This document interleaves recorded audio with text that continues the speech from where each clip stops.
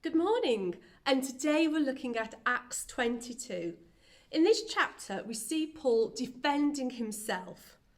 And in particular, I wanted to look at verse 22. It states, "They listened to Paul until his last statement, but now they raised their voices and shouted, 'Away with such a man from the earth, he's not fit to live.'" Here we see Paul has poured out his heart in what God had done for him, and yet he's been ridiculed and shouted at. They were about to whip him, imprison him yet again. And what was his response? If it was mine, I would have felt heartbroken, completely rejected. But not Paul.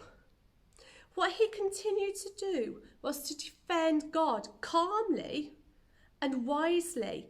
He didn't put up barriers. He didn't become hard-hearted. I know in the past, when I've shared my passion for something and the person I've been speaking to has completely rejected it and says, "Oh, Kirsty, that's rubbish, we can't do that."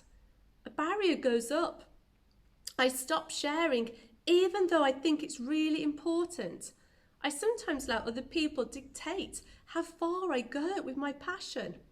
And in the past, maybe when I've shared my faith with certain people and they've rejected it, I don't necessarily go back to that person and continue sharing. But actually, we need to be tender-hearted. Let me read a verse from Ephesians to you.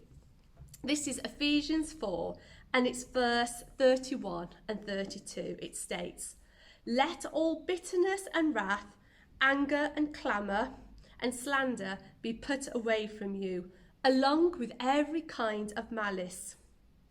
Be kind and helpful to one another, tender-hearted, forgiving one another, just as God in Christ also forgave you." And I just wanted to challenge you today.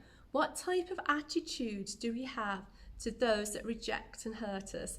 To those that at work put us down? To those at church that don't seem to value what we're saying? To those people in the shops when we allow somebody to go in front of us? Or maybe when we're very brave and get up the courage to share our faith? What happens when we face rejection and ridicule? Do we put up barriers? Do we stop talking?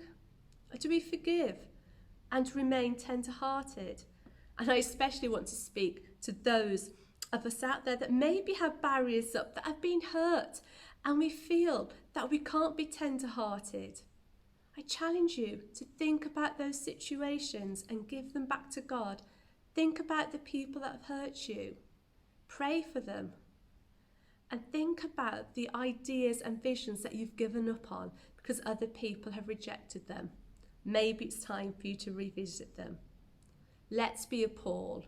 Let's stay true to who God has made us. Let's defend him, and let's stay on the course that God has placed upon. Have a great day, everybody. Bye.